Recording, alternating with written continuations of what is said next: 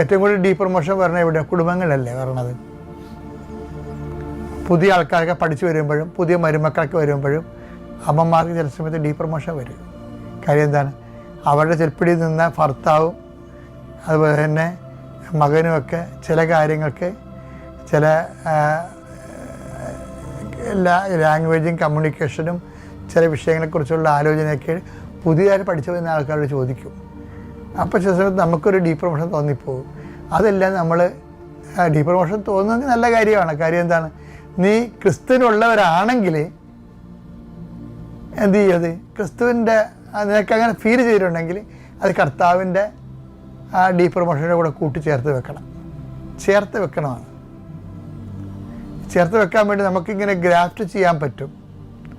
കർത്താവിൻ്റെ വിജയത്തിൻ്റെ കുരിശിൻ്റെ കൂടെ നമ്മുടെ കുരിശുകളെ ഗ്രാഫ്റ്റ് ചെയ്ത് വെക്കാൻ പറ്റും.